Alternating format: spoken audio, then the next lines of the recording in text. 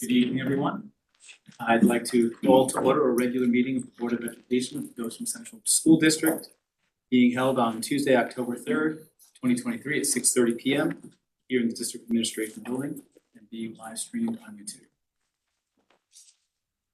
Before we start with the pledge, afterwards, I'd like everyone to please take a moment of silence in remembering Lorraine Hunter, a retired Spanish teacher from C.J. Hooker, who has recently passed away.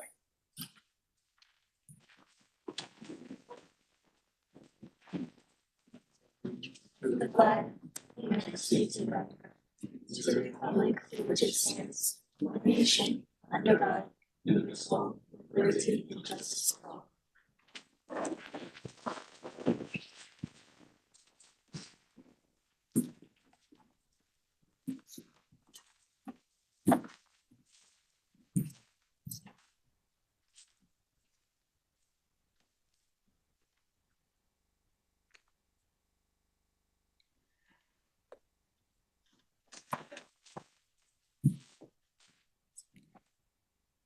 Thank you, everyone. First and foremost, before we get into our business, I'd like to welcome our new student representative here with us tonight, Mary Mott. Nice to meet you all. All right, I need a motion for executive session. John, Brett, be resolved. The Board of Education will enter into executive session with the intent to reconvene the business portion of the meeting for discussions related to the appointment of a particular person or persons. This should be brief, so please bear with us. Thank you.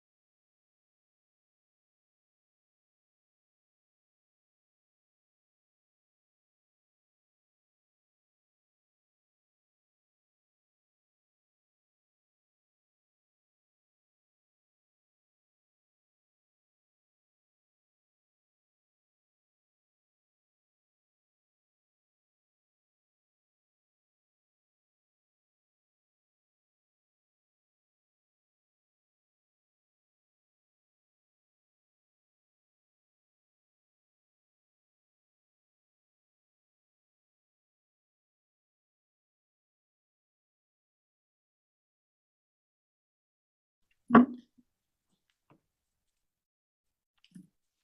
need a motion to reconvene the meeting. John, Ashley.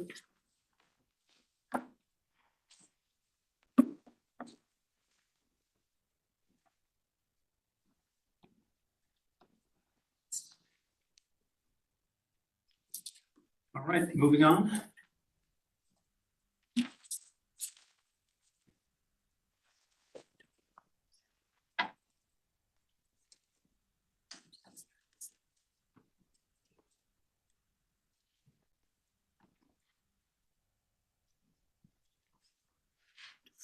We have a presentation. So we have a quick presentation. I usually have a CC financial audit. Yes. On that. Good evening. Good evening. I'm here tonight with the financial statement audit for the June 30, 2023 fiscal year end.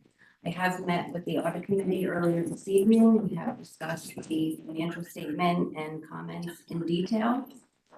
Well, we know that the district is in strong financial condition and you are well reserved. There were no major changes to the financial statement this year. Last year, we had the implementation of FASB 87, which added some additional disclosures and accounting in the financial statement. This year, there was nothing that changed the financial statement last year. At this point, I would like to just publicly thank the business office, Reen, and the rest of the business office staff for their hard work through this process, getting here this early with everything that's been going on. It's pretty exceptional and they're a pleasure to work with. So we really appreciate all their hard work here tonight. But another year in the books. Any questions?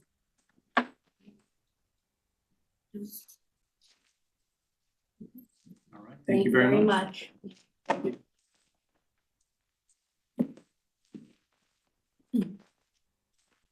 All right, moving on.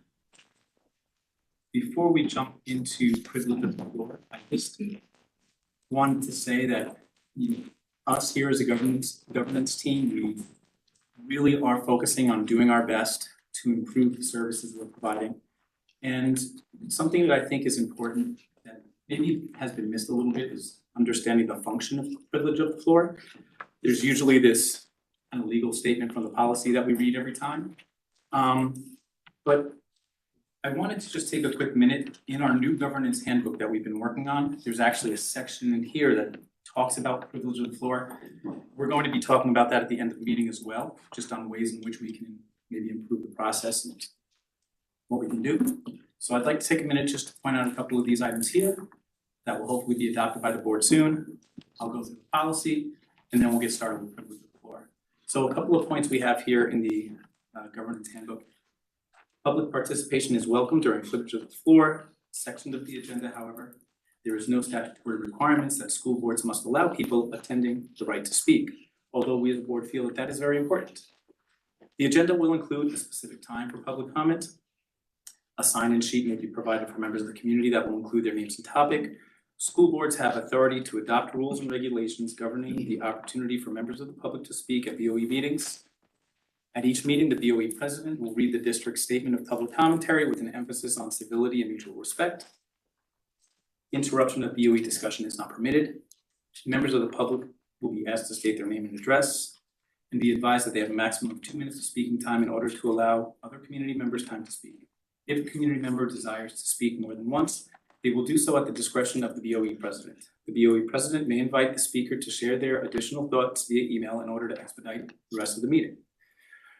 Privilege of the floor shall last no longer than 20 minutes unless permitted by the board president. No individual speaker will be permitted to speak for longer than 2 minutes. Members of the BOE will not engage with public nor respond to questions asked during the public forum. The BOE president shall acknowledge the speaker and direct next steps. The superintendent may respond should it be deemed appropriate and judicious, given the nature of the matter at hand. I thought that was just important to share. I remember as a community member speaking at the privilege of the floor and then wondering what the next step was. These are guidelines and we do want to hear from everybody. We feel that that's very important. And then moving on to our policy, persons wishing to speak should first be recognized by the president, then identifying themselves. Any group or organization wishing to address the board must identify a single spokesperson. Comments shall be brief and concise, generally not exceeding 2 minutes in length per speaker, which may be extended at the discretion of the board president. Speakers may comment on matters related to district business only. The board will not permit in public sessions discussions involving individual district personnel or students. Persons wishing to discuss matters involving individual district personnel or students should present their comments and/or concerns to the superintendent during regular business hours. All speakers are to conduct themselves in a civil manner. Obscene language, libelous statements, threats of violence, statements of advocating racial, religious, or other forms of prejudice will not be tolerated. After going through all of that, I think it's very important for everyone to know that the comments never fall on deaf ears. When we receive your feedback, we follow up. Many members of the board follow up with the superintendent and find out how these things landed. And so with that, let's jump into it. First on the list here is Sarah White.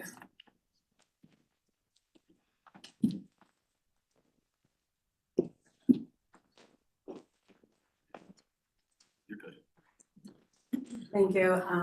I am aware of protocols and I am just asking for probably a little bit of time generosity to go over the 2-minute mark because my voice is not just my own tonight. So for those of you who don't know me, my name is Sarah White. I'm president of the Goshen Central School District Special Education Parent Teacher Student Association that was chartered on August 15th. And I am not here tonight to go into great length or detail about my family's most current issues and concerns. Those of you seated here in front of me are aware of many of those details. We did our absolute best to advocate for our son last year. Those efforts became a part-time job that enlisted our family and a strong interdisciplinary team inside and outside of the school. We did not receive a free, appropriate public education that we are legally entitled to under the Individuals with Disabilities Education Act. So we have made the decision, we've removed our son from the school, and we are pursuing homeschooling. The response to this homeschooling decision, a generic letter sent through certified mail from the director of PPS. In that envelope was a 45-page New York State procedural safeguards notice, a way to let us know that we were not entitled to an IEP program because we did not meet the timeline for such implementations. We did not ask for a program. We asked for assistance with one resource, implementing reading services while homeschooling. There was no attempt to help resource in any way. This is only my most recent personal experience of the tone and empathy deficit pattern that exists within our district's PPS department. It is a pattern, and a pattern is a problem. PPS is supposed to be the hub of expertise in serving our children. This position is to be held with compassion for our children's well-being. Instead, we are losing children and the trust of families. I know that we are not the only public school system to face challenges. There is a level of pressure within all school districts that require the hard work of dedicated contributors to focus on finding healthy solutions. A task that is not easy nor small, and I commend all that rise to that challenge. We all agree our children are our best investment. And as a community, we see those efforts on the EOA. I am also dedicated and invested, not only to my son, but to this community, and we have a problem. When SEPSA was chartered, I knew there would be parents approaching the SEPSA board to discuss their experience in an attempt to find resolutions. What I did not expect was the volume of families that have come forward. These are the families, parents, and caregivers of marginalized students within our district, the most overwhelmed in our community. They have felt isolated in their experiences for far too long. Many of them are afraid to speak up or ignored and dismissed when they do. And I know how they feel. SEPSA, chartered only 6 weeks ago. Without going into personal detail, parents' experiences range from 1, my child has never received interventions or services for dyslexia. The diagnosis is on his IEP. The diagnosis was 2 years ago. 2, I have called PPS repeatedly for over a week. I have not been contacted. I'm afraid my child will fall behind after so much effort we did as a family over the summer. 3, My child was pushed out of the district without any attempts at a least restrictive environment. I know my child is not getting the education they deserve. 4, this evaluation process is so stressful. I have not had any guidance or resource and help. And these examples, unfortunately, just scratch the surface. I cannot go into more detail without revealing the identity of these families. Over the weekend, I was notified by 4 different families' decision to pull their students and homeschool. They cite the biggest reason was the difficulty in continuously advocating for their child, and I am sure there are more. Over the past 8 months, working to get SEPSA chartered, several district employees have reached out asking me that if they joined SEPSA, would their names be visible to PPS? It would appear our own district employees are afraid of retaliation. I will continue to be vocal for those who understandably fear their children's well-being will suffer if they speak up. I will stand and speak for the district employees who want to be involved in advocating for children and families, but fear their career may be jeopardized. As SEPSA president, the board and myself are working diligently, implementing workshops on special education support, advocacy, and inclusive spaces. What we cannot do is work in congruence with a department that does not show dedication, empathy, and compassion for our marginalized students and families. So I ask the BOE to please hear my voice as many voices. This is not just about my son or my family. This is about parents, teachers, and students who want more. None of them should be made to feel invisible, unheard, or disregarded. These stories that have been shared with me will not be brushed away. I cannot unhear, I cannot unsee the desperation in these eyes of these families. SEPSA alone will not be enough. We need those that have a say to put their boots on the ground besides us for the good of this community. On behalf of SEPSA and those struggling, we know if we come together, there is no challenge we can't overcome. We are dedicated only to positive change in our communities and our children. Thank you. Thank you very much for sharing. Next on the list, we have Myra Morrison.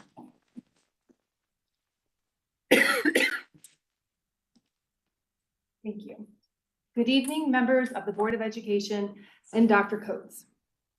Those of you who do not know me, my name is Laura Morrison, and I'm a parent of a special education student.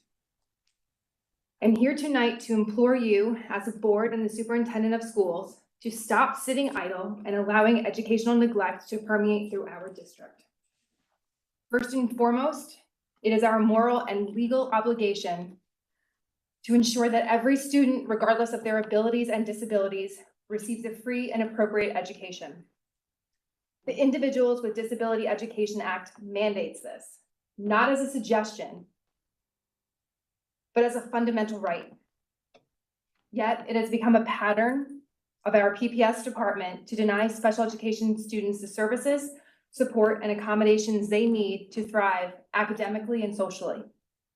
This is a problem that can no longer be swept under the rug and hidden from public eye. I am speaking to you from experience, personal experience. As parents and guardians, we send our children to school each and every day and believe that those working with them are providing an appropriate education. We believe what we are told by district experts regarding the education and services our children are receiving and need. We believe that the teachers and service providers have access to materials, training, and programs that they need in order to provide these students and our students with an appropriate education. Regrettably, these beliefs are mistaken. For nearly 12 weeks, my special education child did not have a certified teacher teaching his class. The amount of academic and emotional regression is nothing shy of educational neglect. For nearly 9 months, I have advocated tirelessly to remedy the fact that the district failed to provide my child with an appropriate and free education. As I continue my advocacy, I am encountering increasing instances of deception over the types of programming my child is receiving, deception over the certifications of those providing these services, deception over the support that the teachers and the service providers have access to in order to provide these services. Shockingly, as you are all aware, my experiences are not unique. The culture of our community surrounding PPS is one driven in fear. Parents, guardians, teachers, service providers, and staff are scared. They are scared to speak out against PPS. They fear retaliation. They fear negative performance reviews. They fear that their children will not receive the services they desperately need and are entitled to. The district's blatant misinformation regarding services special education students are receiving is an affront to truth and transparency. The PPS department is failing our community by failing to provide a free and appropriate education to all children, regardless of their abilities or disabilities. I implore you, members of the Board of Education, stand by the oath that you took, the reason the community voted you into office. Stand by our most vulnerable and rectify the systematic failures within the PPS department. You are on notice of the educational neglect that is plaguing our students. You have been on notice. Please, for the sake of our children, start acting on it. Thank you. Very much. Next, we have Angela Twig.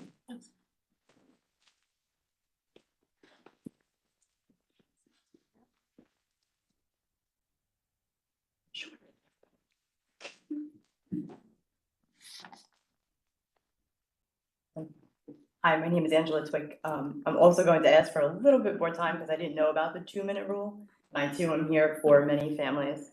So we are here to discuss the new drop-off and pickup procedures over at SAS.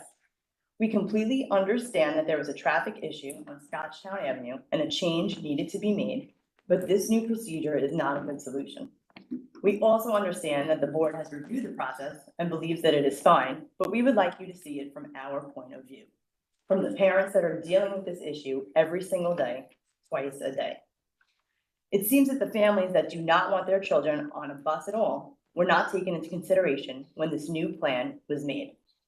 There are many reasons why we do not wish to utilize the bus system and instead prefer to personally take our children to school. And it seems that we are being punished for feeling this way. There is no real procedure for those parents who wish to personally drop off and pick up their children directly from the school. It's kind of ridiculous, and the options that we have been given are complicated and unfair. We are here on behalf of all the families that are upset with this new process, the ones that are fortunate enough to be able to personally take their children to school, and the ones that utilize the new system, but only because they are stuck with it and have no other choice. Let's just discuss the new procedure for those that are unfamiliar with it. It now takes place over at the high school in one of the parking lots. The children are dropped off by their families and shuttled via bus over to SAS. In the morning, parents line up their cars nice and early at 8:45 a.m. and children start getting loaded onto the buses. The buses stay there until 9:10 once they are finished loading, and then they shuttle the children over to SAS. Then there's a similar process in the afternoon for pickup. Parents line up early at the same high school parking lot, and shuttle buses bring the children back over from SAS and dismiss to the waiting cars. And with either situation, if you are some of the first to arrive in the morning or the last to be picked up in the afternoon, you get to sit on that bus for about 25 minutes. Times that by 2 if you fall into both of these categories, and you just spend 50 minutes of your day sitting on a bus for no real reason. And these are kindergartners to 2nd grade. Let's be honest. Shuttle buses are for amusement parks, not for elementary school-age children just trying to get into school in the morning or trying to get home to start their after-school activities. The process is just crazy and wrong for so many reasons. First off, elementary school-age children do not belong anywhere near a high school. There's profanity, violence, drugs, lockdowns. Just yesterday, there was smoke in one of the bathrooms and everyone was evacuated. Luckily, it was at 8 a.m. and not 9 a.m. Otherwise, the SAS kids would have been over there at that time. We all get the alerts, so we know what goes on over there. And it's just not necessary for young children to be over there on a daily basis. 2, it wastes precious time just sitting on a bus. They're young kids, again, kindergarten through 2nd grade. They shouldn't be confined on a bus. What are they doing while they wait? They're just sitting there? What if they have to use the bathroom? No way do I want my elementary age child in a dirty high school bathroom that could possibly have drugs in it. Is the school nurse over there in case of an emergency? What if a child gets hurt or has an asthma attack? Are you gonna be able to get them to the nurse quick enough? And weather. During the first couple of weeks of school, there was a heat wave. The children were on these buses with no air conditioning. And when they got off of the buses, they were all flushed and sweating. What happens in the winter? Are they going to be freezing? Is anyone even on these buses watching the children? Is there a record-keeping process for who's on each bus in case there are any issues? Now to discuss what happens if you personally want to drop your child off at SAS. Basically, it just depends on which time you get there because there's no real procedure. If you get there too early, there's a traffic jam on both sides of Scotstown Avenue because you now have parents and buses trying to get in from both sides of the street, as opposed to when there was just the one drop off lane of cars off to the side. So it's kind of like a free-for-all now. Once you get through the traffic jam, you basically have to double park in the lower teacher parking lot, unless you're lucky enough to get one of the 6 visitor spots, which usually seem to be occupied. Then while dodging cars, you walk your children over to the staircase and wait for them to be crossed over to the bus area so they can head inside. But again, it's all about the timing because it could be 9:10, 9:13, 9:15. It just depends on when the buses and the shuttle buses leave the parking lot. It's very inconsistent. But don't be late, because if you miss this window of opportunity, crossed over, you have to wait another 5 to 7 minutes for the next break in bus traffic. So basically, you're supposed to stand there and wait and hope your kids don't get run over in the parking lot, because now you're trapped between the teacher parking lot and the active buses. And since we all know young kids are full of energy and they aren't just standing there waiting patiently, they are moving all around in this dangerous setting. Unless they are one of the more nervous kids, then they're just getting more anxious by the minute because now they have all this extra time to think about how their belly hurts and how they don't want to go into school at all. And now that creates a whole other issue. Or if you're one of those parents that park down the block and walk your kids over to the school, you do the right thing by using the sidewalk that goes all the way up to SAS.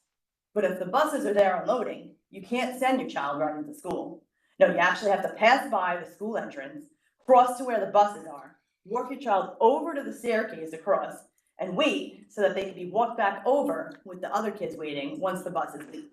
How backwards is that?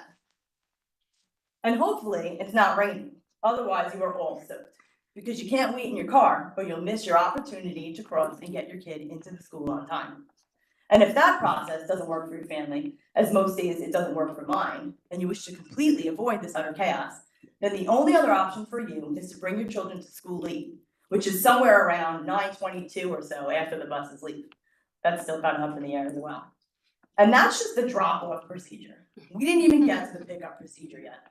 If you don't want your child on the shuttle bus, then you're forced to pick them up early from SAS at 2:45, which many parents do because the sign-out list is very long. So now our children are missing 20 minutes of class per day.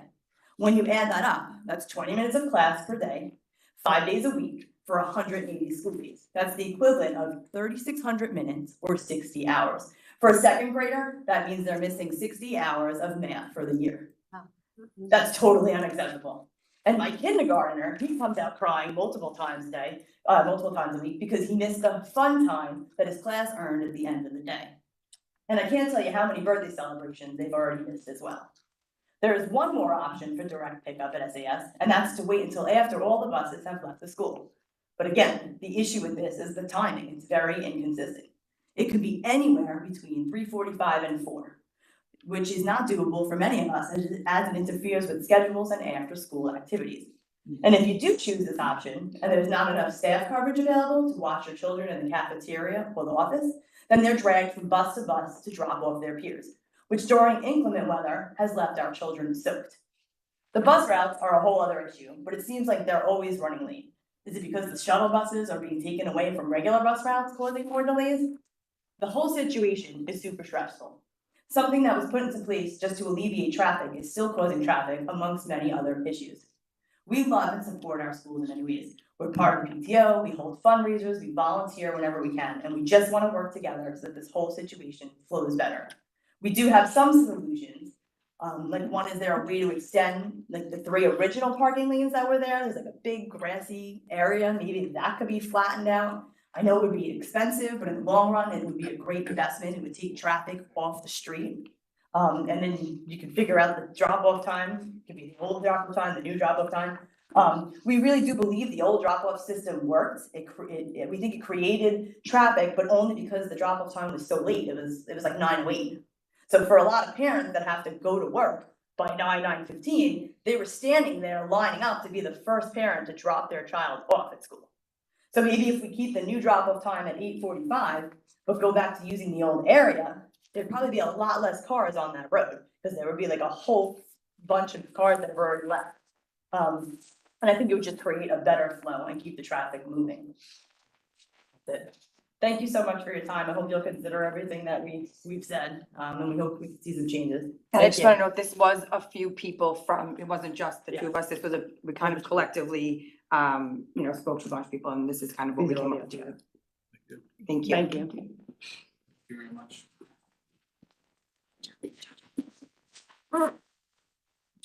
Anyone signed up here? Emily Bean? I no longer wish to speak. Hi. Okay, thank you. All right, thank you again, everyone, for sharing tonight.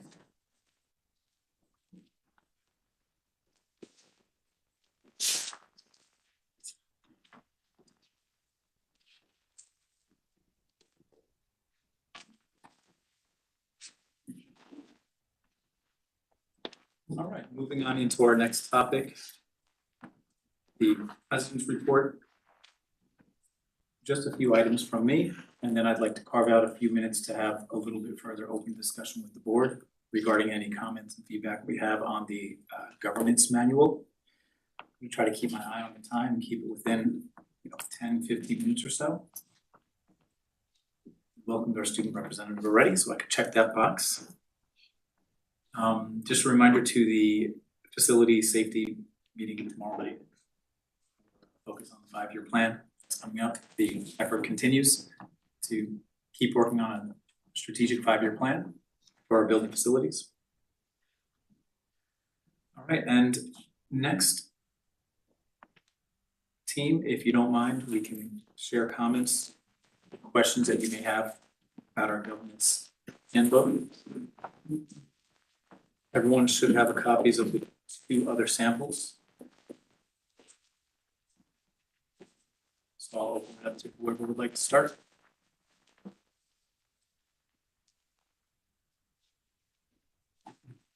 The copy that was provided us tonight, does it have the graphics we discussed, any of the students we added, or?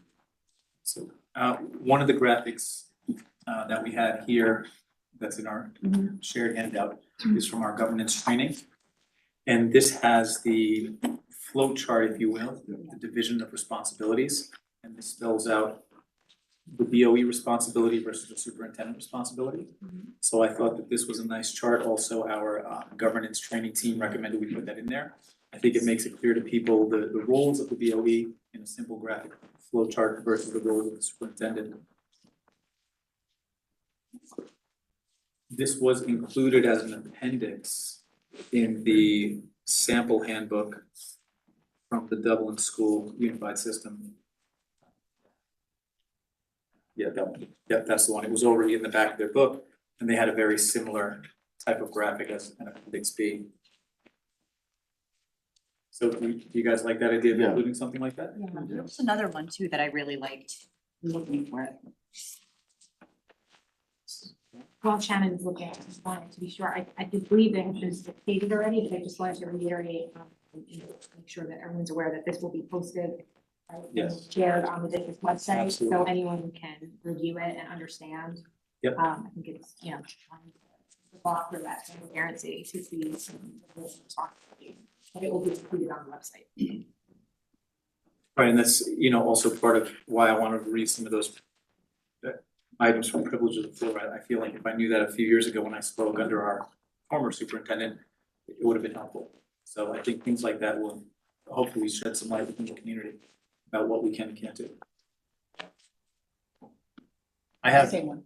yeah, Yeah, we're good. That's the one. That's the one. Yep.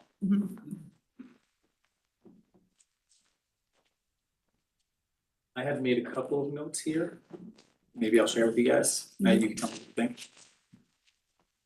In our handbook here, page 7, point number 4, talks about the roles of the BOE members to focus on policy, vision, goals. Later on in the superintendent's responsibility, it talks about that as well. I thought some of these items might be good to put on this graphic on point number 12 on page 5. That's at the bottom of page 5. It's almost like our big calendar agenda, mapping out for us what we need to do almost quarterly with some of those goals. So I thought that would be a good one to put on there. Would be a specific time of the year where we reflect on that. And keeping in line with that same thought, on page 13, one of the superintendent items is to provide the BOE with an end of the year reflection prior to the date set by the president, approved by the team, blah, blah, blah, blah, blah. So I thought those two might be good candidates to kind of add here into this chart. Dr. Coates, what do you think about adding a year-end reflection at this kind of calendar point, if you will? So this is incredibly helpful. We have to get moving this year already with our board goals and objectives for this year, and I always try to give a summary report at the end of the year, so to have it codified here only takes us even further into not just a point of compliance, but a point of efficiency as well. Great. Would you guys be in agreement that those would be good items to add to this kind of big A agenda? Yeah, absolutely. I believe also when we're talking about vision and goals, the reason we're being here as well to, help the students. And there was a graphic on a board that used to sit on that table, which I don't see anymore. Oh, yeah. Which I thought we agreed to put in there as well. Oh, the second one. Yeah. Yeah. Yep. Yeah, you're right. I like Which that again was too. made by, I believe, the students. Right, I right. think we should keep that in mind. I think we should add that in the appendix as well. Yeah, I agree with that. That's a good one to add there.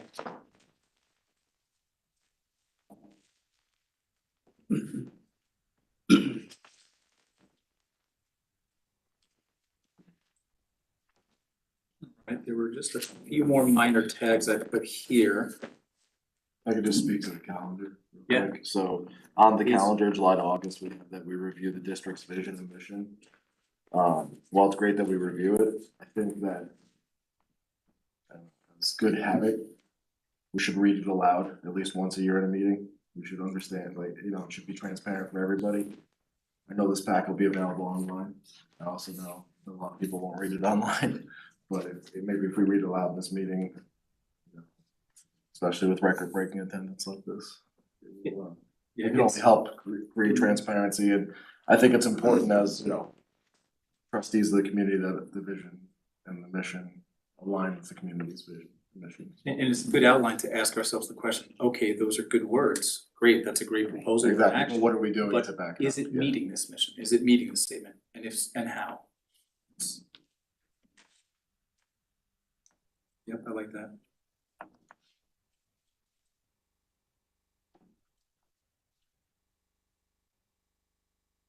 I also think that it's important at the beginning, that first meeting we have, the beginning of the school year, because of building tour this night.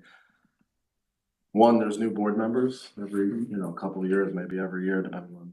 It's like, there's also new community members and new parents and people that they may be attending their first meeting because their kid is finally of school age or, Right. So I think it's important that, much like we go over privilege of the floor, and I feel like we've done a lot of great things in creating transparency around it. I just think the more transparency we have with the community, the better. And if maybe that's a review for some of the veterans, that's okay. So. Absolutely. Another small point here, maybe it's a question we have to answer to, maybe not. Under board meetings, public meetings on page 16, point number 2, it just talks about the, wait a second.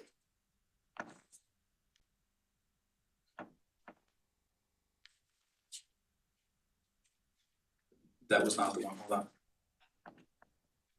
Oh, it was page 20, I'm sorry. Page 20, it talks about the open meeting law and executive session. And it says in the last sentence of point B in the middle of the page, once the executive session concludes, the BOE must reconvene to the open meeting before closing the business of the BOE. Is that something that's education law, or is that something we can edit to say that we're allowed to conclude the meeting? So I don't know that it necessarily sits in law, but technically you have to have an end to your meeting. When you state as a board not to reconvene, it simply means that you're not going to come out and take any further action.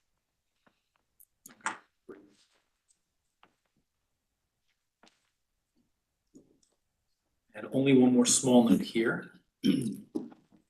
On page 22, C1, under the BOE communications with staff.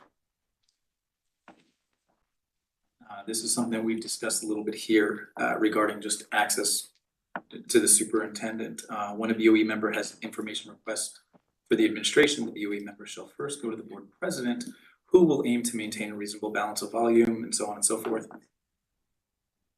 Would anyone be opposed to adding in there board president or superintendent? Because I do think that it's been a nice balance and you've been very accessible via email to everyone, as opposed to filtering mandatory through one person. Thoughts? I think that's an ebb and flow thing, right? So it works because I think we're all respectful of each other's time, Right. with reasonable expectations, So it's probably fine, it's currently constituted for us to edit it, but I think that's probably always up for debate, so. What would your thought on that be? I have no issue. I think it's important that the superintendency remains the point of contact for the district. I don't know if the board wants to go so far as to add language that consists of district matters. Sometimes board members can hold the role of a parent and board member. Personal matters, they're certainly free to go on their own to a principal, a teacher, but maybe the verbiage of matters relating to this district business. Yeah, I agree with that. Adding in, district business as a verbiage. Yeah.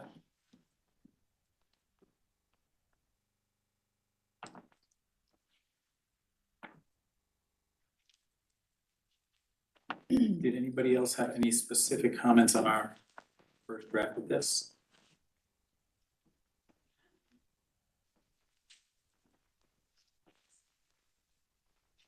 All right, we talked about the appendixes already.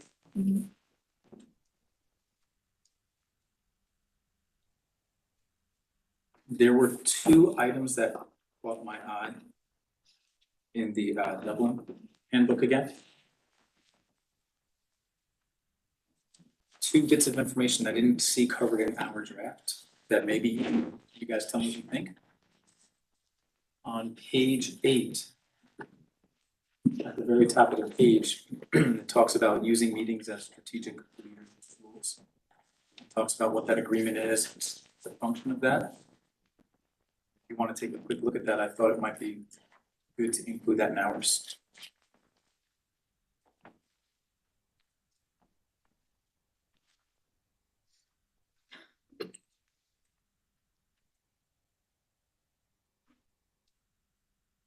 I agree. I think the more visual tools in it, the better. Great.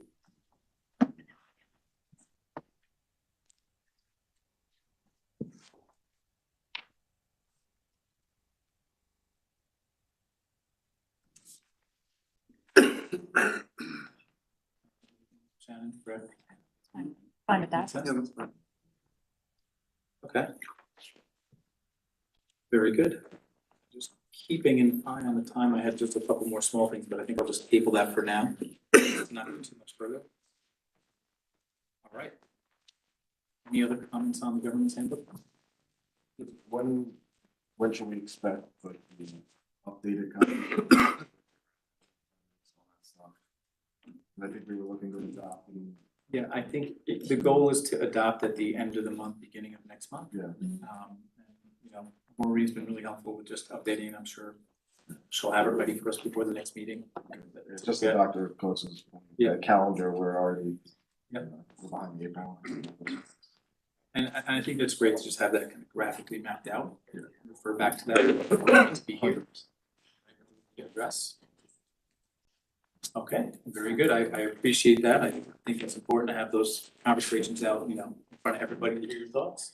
Put that violence aside.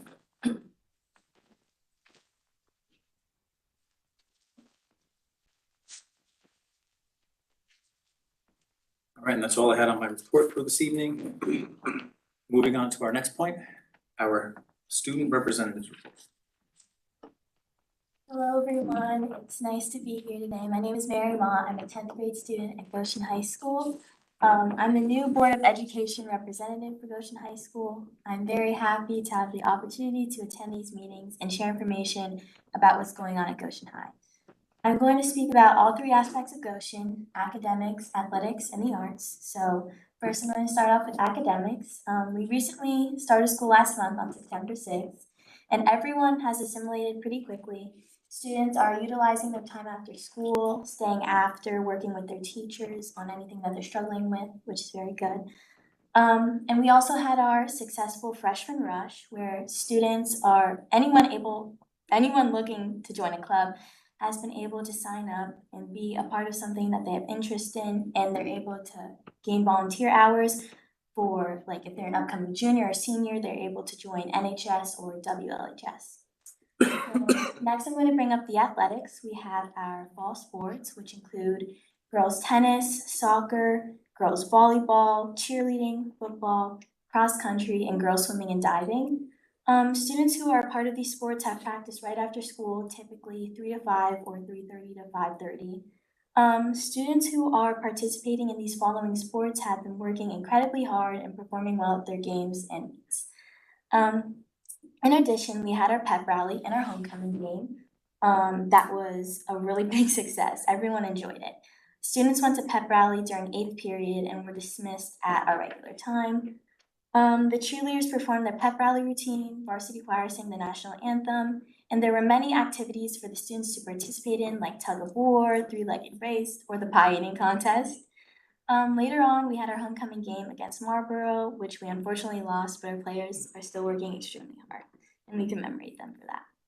Then on Saturday, the next day, we had our homecoming dance, and all the students had a very great time, and it was entertaining. To conclude, I'm going to cover the arts. So orchestra, chorus, and band are working on their material to perform for their winter concerts. Not only do these students have to prepare for their concerts, but they also have to prepare for all county auditions, which is the really big music festival that students have the opportunity to be a part of. There are also many arts clubs like Odyssey of the Mind, Newspaper Club, Creative Writing, Yearbook, and many more that students have the ability to join. And then we also have the Drama Club and their show, which is November 3rd, 4th, and 5th. And that concludes my student report. Thank you so much. Thank you very much. Great job being prepared at the first meeting. Thank you. All right, moving on to our legislative update. Representative Johnson. Meeting tomorrow. So that's what. Bye. Thank you, sir. All right, are there any board committee reports? We had our audit committee tonight.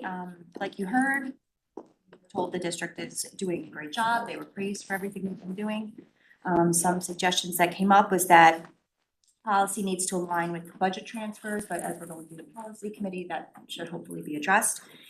And payroll just needs to be looked at before each payroll to reduce any sort of errors. Sort of things that came up. Great, thank you. Any other reports? All right, very good. And moving on to our next item, our superintendent's report, Dr. Curtis Coates. Thank you, Mr. Loftus. So I had the opportunity, starting Sunday evening, of attending the New York State Council of School Superintendents annual fall conference.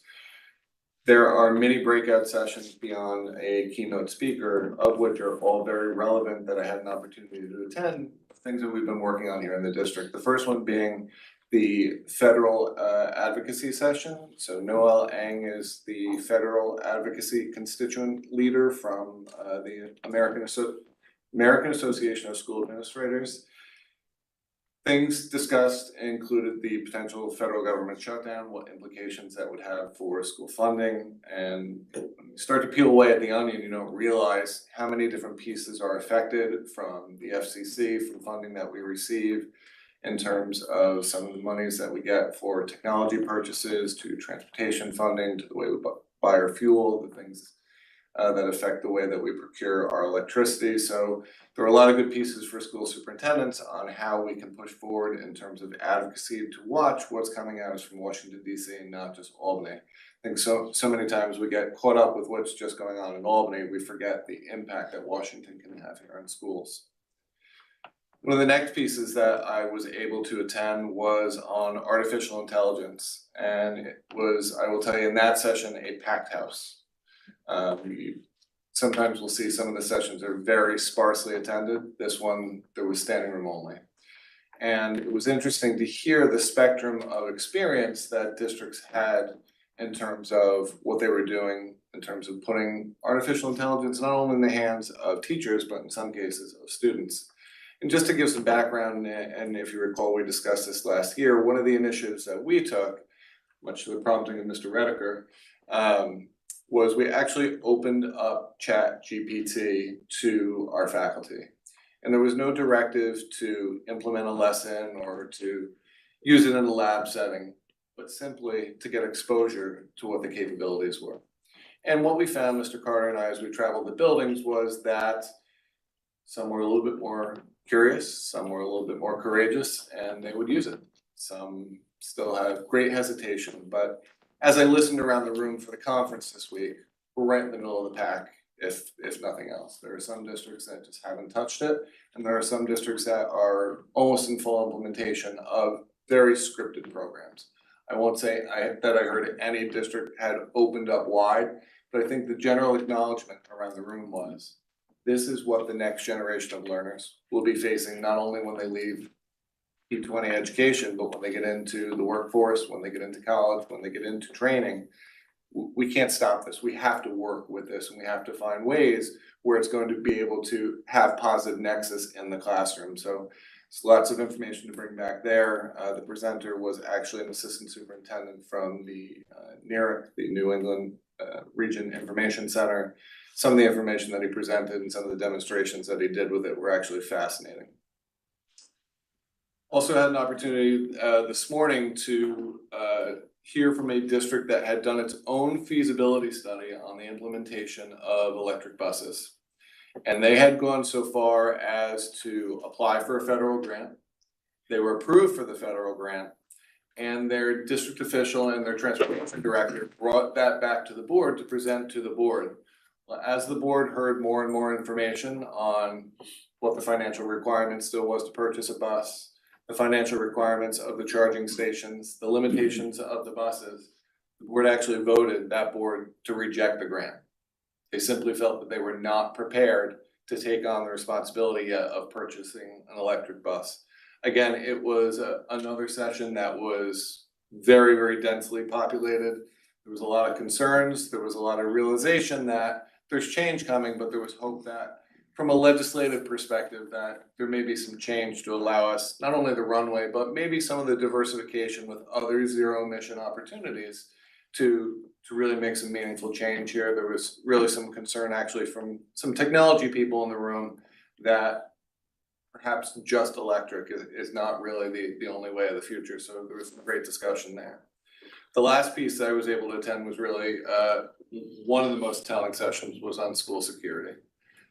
This presenter actually was retired law enforcement, but now working for a technology company. And many of us were able to share some of the advancements that we have made in our districts. One of the key takeaways that was somewhat, it put some of us back in our chair is what they're seeing, and especially from a law enforcement perspective, is districts are doing a good job at trying to secure their districts.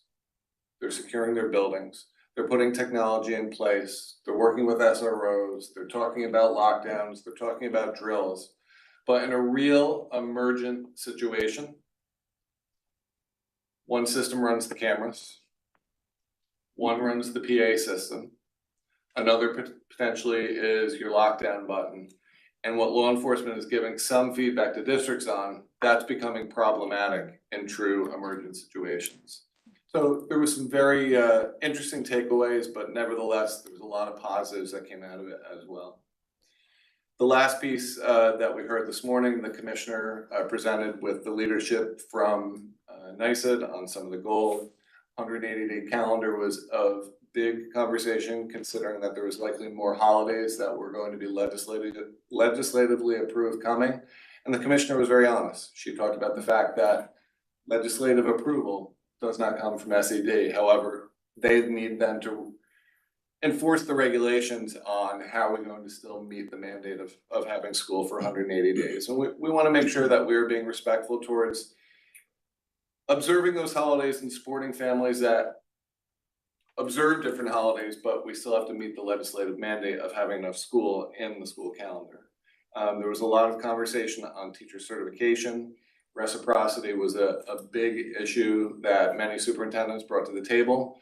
There are some fields that we just don't have certified candidates for. And when we're talking about bringing teachers from other states, there's simply not an easy mechanism to allow those teachers to be able to come through the door and be certified to be able to teach in New York State. Technology was on the agenda that they were talking about, but we were very grateful that the commissioner spent the time to come and speak directly with the superintendents, and she opened up the floor at the same time. So thank you for allowing me to attend that conference. There was a lot of very valuable feedback, some of which we'll be able to implement here right in the district. The other piece that I did want to spend some time on, I'm sorry, Dr. Silva, that I took it down. When we started this school year, going all the way back to when we had our administrative leadership conference, we really focused on our strategic planning initiative. And one of the things I've gotten some great help with BOCES, and I'd like to have some more of these made, is how do we focus our work on the strategic goals that we set? And for purpose of what was already brought up tonight, I'd like to just read the two goals that were set now 2 school years ago. The first one being, we want to strengthen and facilitate a safe, respectful, and engaging school community in which all students have voice, choice, and support in their academic, personal, and career development. And the second being how we design and implement a comprehensive and aligned K-12 path to help each student succeed academically and achieve a strong sense of personal wellness. Not only did we start our administrative retreat with this, we started our school year reading these goals as well. And much of the work that is going on in the school district right now is focused on these goals. You've heard from Mr. Carter a few times on reporting on some of the academic goals that we're working on. We have implemented a new literacy program, the Scholastic Literacy Program. All of our teachers, K-6 now, have been trained in the program. We purposely, when we set up the trainings, didn't do it by building. We had multiple buildings in on the training at the same time. So a 6th grade teacher was training with a 1st grade teacher, and they could see that latitude look, if you will, that look up to other grade levels on where do we need our students to go. We don't get caught in that silo that so frequently traps us as, this is what I have to worry about and this is all I'm going to worry about. So we're making sure that that goal is being focused on in the academic work that we're doing. We started our math and focus training today with our update. We had an IXL training today, which is a software program that helps to track student work in both math and ELA. So we're trying to make sure that our academic goals are focused and purposeful. We also are continuing our work from an SEL perspective in the Choose Love curriculum that we started a little bit stronger in some buildings, but all of our principals have now taken on and are working with their faculty in ways to implement that. We all know if students are not ready to learn, then they're not ready to learn. We need to make sure they're in that space that they can take in these academic endeavors that we're putting forward for them. So I'd like to get these posted around all of our buildings. I'm going to ask BOCES to print some more of them, keep them on display here. And also, going back to what Dr. Dr. Selva pointed to, one of the great pieces that we had worked on during strategic planning is, what do we want a student here in Goshen to look like? And we came up with this concept of portrait of a Goshen learner. This was largely the voice, not just of our faculty, not just of our community, but of our students as well. And this is something I'd like to go back to with all of our staff at the same time. Where are we hitting these marks? Where do we still need to improve? And where do we still need to make change to be able to continue to improve the school district? So I wanted to share those two items tonight. I'd also like to invite, if it's okay, we have two people that are going to be appointed by the board tonight. One is a teaching assistant, Ms. Marissa Lopez. Marissa, I want to stand up and introduce yourself to the board. Hi, Tell us a little bit my about name is yourself. Marissa Lopez. I've been working for the Goshen Central School District for 15 years. I am a 20-year resident of Goshen. I have two sons that went through the district and graduated from Goshen Central School District. And I just want to take this opportunity to thank Dr. Coates and Mr. Carter and the board for this amazing opportunity. Thank you. And second, the board had an opportunity to be in executive session, our new treasurer, but Ms. Brown, I don't know if you want to introduce yourself to the community, tell what role you're going to be taking on in the district. I'm Amanda Barone, I'll be the new treasurer for the district. Nice to meet everyone. That's all right, we'll conclude. Thank you so much. Right, thank you, Dr. Coates. Moving on now to the Assistant Superintendent for Business Report, Ms. Lorraine. Thank you and good evening. Tonight, I wanted to update you with the firemen and EMT exemption and the information that I may have. We do have until March 1st to adopt this. Well, first we would have to have a public hearing, would adopt the resolution to move forward in order for the tax bills for the school to be implicated or impacted in the fall. I did find out so far Minnesink, Middletown, and Marlboro have all approved a full exemption of 10%. You can choose what exemption you would like to go up to as long as it's as far as 10%. And this is for homeowners only. So when I did ask the county if they could run a report to show what the dollar impact could be on the district, they were unable to do so because remember when they didn't have the names of the firemen who could be applying or might be, and whether or not they owned homes. You have to be a homeowner in the district to get this exemption. So that was the caveat with that. But I did run a quick number. If you were to take an assessed home at $300,000 and apply the current year's tax rate and take off the 10%, the reduction in their tax bill would be $1,151, just to give you an idea of what that impact would be to the potential EMTs in our district. And again, as a reminder, we do have to have a public hearing prior to the adoption.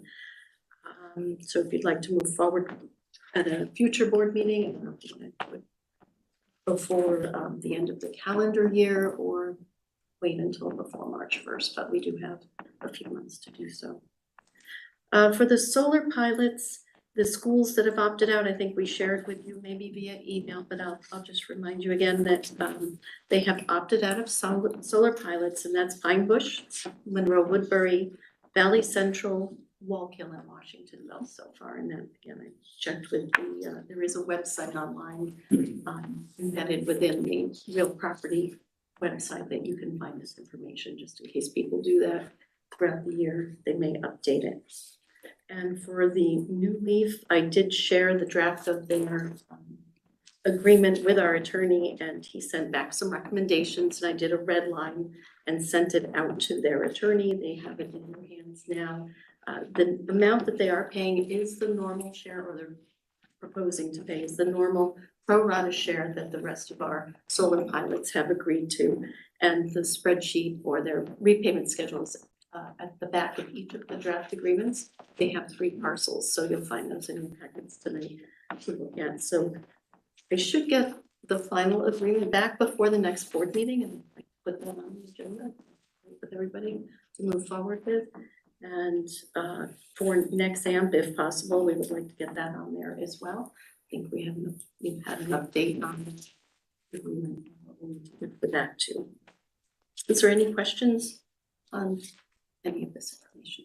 One question there. So I know we don't know for the exemption of the firemen and EMT. Is there a way that we can know how many individuals there are So they do have to apply, and they do have to apply every year. And right now, I don't know that there is a deadline for that, but I can check on that. And we could try to work it at the same time as our approval if you would like to. And I think that it's a great program, but I'm for it. I think just part of the fiduciary, I think we have to know what kind of dollars it is. Could do a rough estimate once everybody gets applied. Because if we don't find them under homeowners, because we can look on the tax collection software and see if they pop up. I mean, it'll be a best guesstimate. Yeah, sure. Yes, we can do that. I just have a question regarding the solar pilots. I know we've discussed it quite a bit at previous meetings, but did we get a response from our attorneys on the next AMP? Our options there? We did, it was an email, I think it. Bring a printout with me. I have to apologize.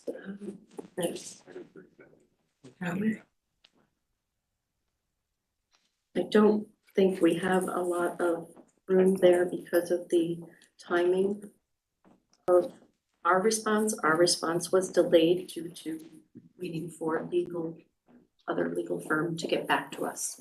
So that was why we were late in getting our response to them. And because of that, there could be issues, especially since all the other municipalities have. Sum that up correct. Yeah. Right. And then we're still within the timeframe for response and. We're running a target here.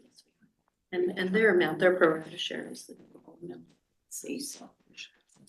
And that's that. Okay.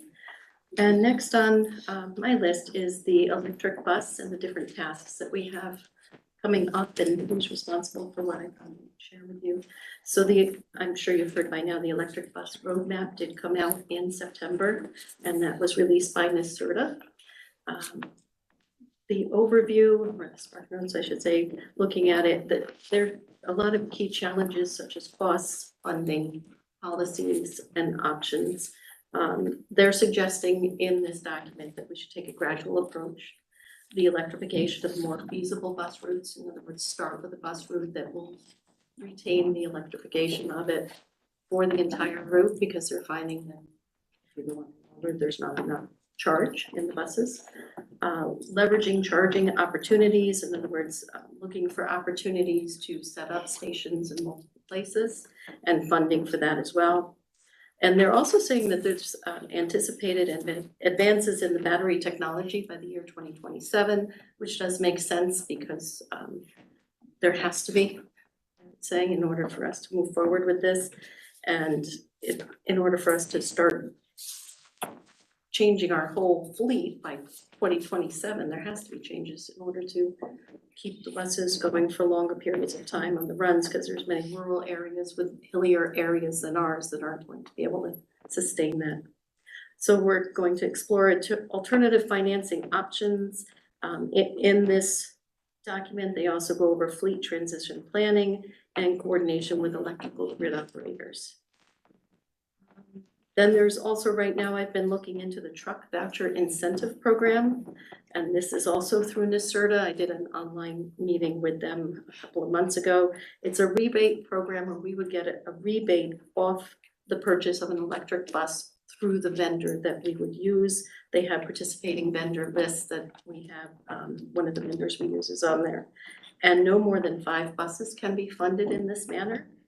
The amount is between $100,000 and $220,000 per bus, depending upon the weight of the vehicle. We must purchase it through the vendor at that time and destroy one of our own buses in order for them not to be used because they would be using fossil fuels. And we have to reach out to O&R regarding our charger infrastructure and possible funding. There's also funding for this, which is helpful as well. And there will be more funds available. There was the EPA rebate program. You may have heard of that too during the summer. More funds will be available later this year to apply for, but what is happening with that is it's going to the more needier districts first. So we will be at the end of the line near the end of the line to apply for those funds. And that was the $500 million released through the EPA also recently. And again, that goes on to the higher needs school districts first. And then the NYSERDA also has this Clean Green Schools Initiative. I would like to see if you would be interested in signing up for that. You can get $200,000 per district, and that's to hire a manager of the day-to-day operations for energy tasks and identify energy efficiencies, not only for us to run the buses, but also, you know, your heating, your windows, your building envelopes and all of that. And they're willing to fund this. And then up to $500,000 to coordinate an energy study and evaluate the energy efficiency projects and support the building condition survey, which we are working on right now in that 5-year plan. And then up to $50,000 for integrating energy efficiency topics in the classroom, field trips, new course development, and internships. I found that to be very interesting as well. So we just have to sign up for this, and Superintendent Coates would have to sign that. And that would be it for NYSERDA. And then the advocacy and legislative updates, Dr. Coates will continue to update you with that. Information. Does anybody have any questions? I just have one. So for the Clean Green Schools Initiative, once you sign up, you're automatically eligible for those funds, or do you have to apply and see what you get? Yes, we have to apply, but they will give up to these amounts. Okay. Yeah. And And it's it sounds, certain amounts, or? I believe so. It's not as much dependent upon higher needs school district as the other funding is for the school buses. Okay. So that's why I was excited about that. I'd like to see. What's the us do that. timeline for that? They would start immediately. I have to contact, there is a group, the nearest vendor is in Newburgh that would work with us on the energy efficiency study. But they sent me the list of different companies throughout the tri-state area that would do that. Thank You're you. approved by them, so. Great, thank you. The manager, the green energy manager, what you said, 100 to 200,000? Yeah. That's a Which is- one-time infusion though, so Mhm. to So keep would- them employed, we would have to, or is that just a? I think it's just for the time being, to figure out what we need to do to move forward, when and they they come in realize employee. this as well, right?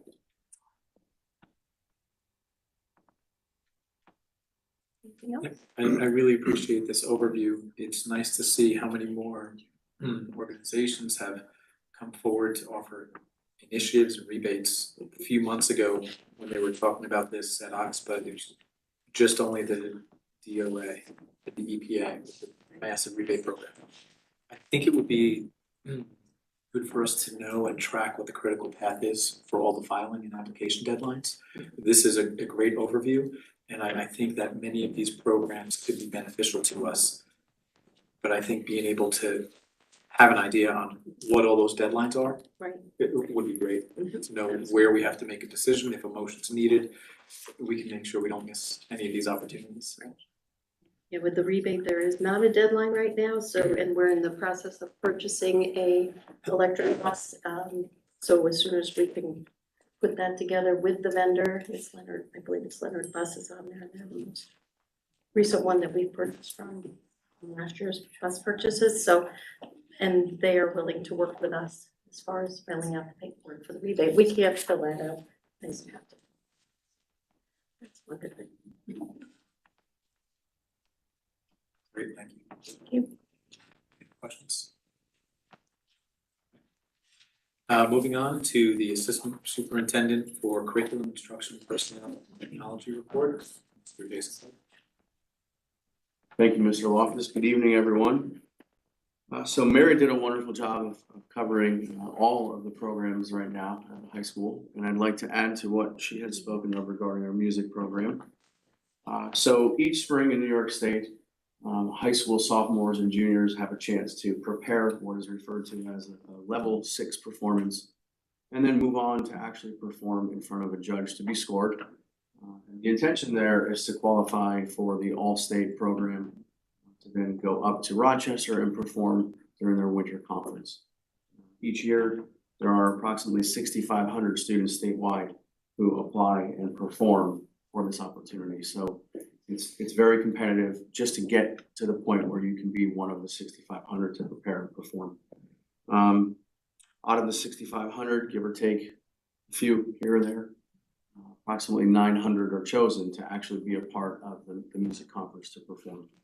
And we're very proud of our music department as always, as we are with all of our programs. But we're excited to report, and as a follow-up to our spring reports, that 4 of our students have qualified for this music festival to be held in Rochester from November 30th through December 3rd.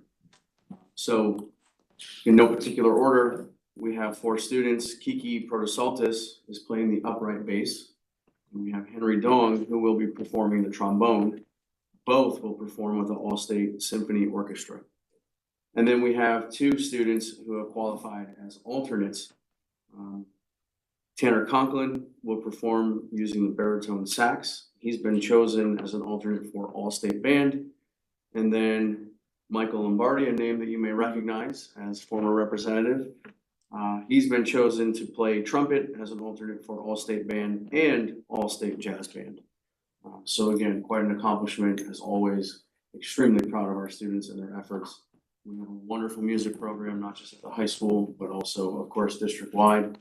But I do want to say thank you to Kim Longo, Kristen Callahan, and all the members at the high school who have paid close attention to all of our students and helped them. So we wish them the best of luck as they go to Rochester for the Midland Winter Conference, once again held November 30th through December 3rd. Second, we have something that Dr. Coates had mentioned. We're very fortunate to work with a representative from Orange Ulster BOCES today from the e-learning department. Dana Groper was here as a part of our Model Schools initiatives. And she helped to train approximately 20 teachers district-wide on utilizing not just the IXL program, but rather the IXL real-time diagnostic tool. So IXL is a software program that we've had here in district for quite some time. And it is a supplemental enrichment program where students can work on various skills in mathematics and ELA. The real-time diagnostic tool is more of an adaptive assessment that can be utilized to locate individual deficiencies, if you will. And then from there, once we take the real-time diagnostic, the program itself actually goes and it develops a student personalized program where they can hone in on particular skills, maybe writing skills, maybe reading comprehension skills, maybe something in numbers and operations. So by simply sitting and clicking on the program after doing the diagnostic, the program will give you all of the work that you need to close that deficiency or that gap. The importance here is that you continue with it, maybe 10 to 15 minutes per week, so that that deficiency range doesn't widen. We want to pinpoint that so that students can continue to hone in and close down that deficiency. So this is something that we're highly interested in. As many of you are aware, we do have right now Renaissance STAR, ELA and math at the secondary level, along with NWEA MAPS coming from K-8. So this may serve as another growth measure. It may serve as a tier 1 intervention in the classroom. And there are other options that we can look into, but this is really the upstart for us to train some teachers and get them ready to take a good hard look at this diagnostic tool and the ongoing skills that can be developed in the actual skill program of IXL in the future.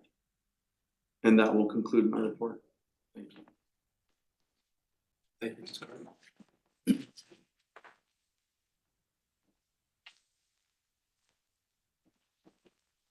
All right, moving on. I need a motion to approve the consent agenda. Shannon, John. Be resolved on the recommendations of the superintendent of schools, the Board of Education approves the consent agenda. All in favor? Aye. Opposed?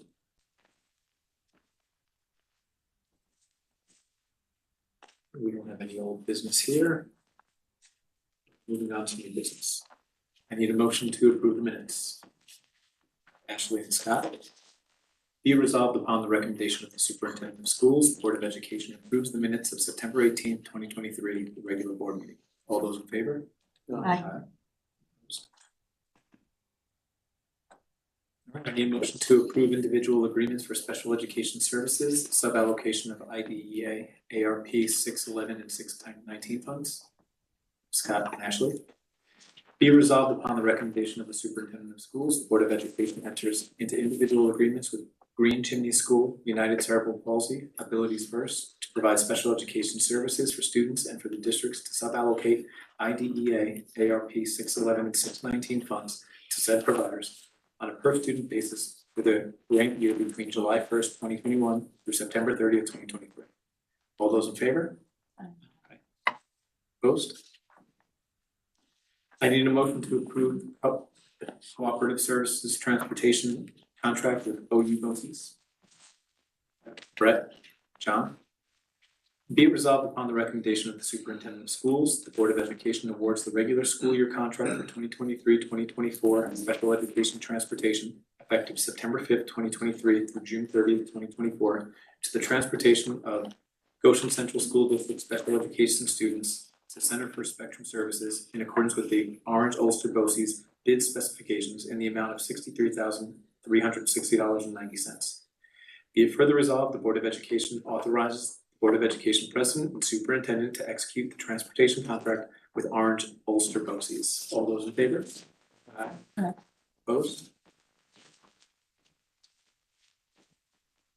I need a motion to approve lead evaluators for teacher certifications. Shannon and Scott. Be it resolved that pursuant to the requirements of Education Law, Section 3012-D and Part 330-2 and the Regents Rules, the following people have completed all of the required training to be recertified by this Board of Education as lead evaluators for classroom teachers for the 2023-2024 school year. Nicholas Pantaleone, Greg Goshen, V. Siganatos, George St. Lawrence, Heather Carmen, Nancy Weber, Matt Wentworth, Kristen Driscoll, Erica Cruz, Heather Hendershot, Alyssa Marino, and Jason Carter. All those in favor? Aye. Opposed?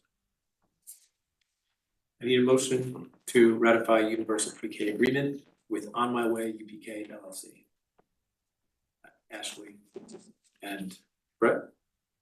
Be it resolved that the board hereby ratifies a contract agreement dated September 27, 2023 with On My Way UPK LLC for the provision of universal pre-kindergarten programming to district students in the 2023-2024 school year. All those in favor? Aye. Opposed? I need a motion to accept Nugent and Hausler financial audit report and approve corrective action plan. Ashley and Shannon. Be resolved upon the recommendation of the Superintendent of Schools, the Board of Education accepts the financial audit report for the year ended June 30th, 2023, as presented by Nugent and Hausler, PC, on October 3rd, 2023. Be it further resolved upon the recommendation of the Superintendent of Schools, the Board of Education hereby approves the corrective action plan for the external audit performed by Nugent and Hausler for the year ended June 30th, 2023. All those in favor? Aye. Opposed? I need a motion to the appointment of the district treasurer. I have Brett, John. Be resolved upon the recommendation of the Superintendent of Schools, the Board of Education appoints Amanda Barone, district treasurer, at a gross salary of $105,000 prorated effective October 19, 2023 through June 30th, 2024. The district treasurer position is appointed annually and is recognized under the terms and conditions of employment for confidential central office staff. Ms. Barone is replacing Nicole Souza. All those in favor? Opposed? Congratulations. The moment you've been waiting for. Thank you.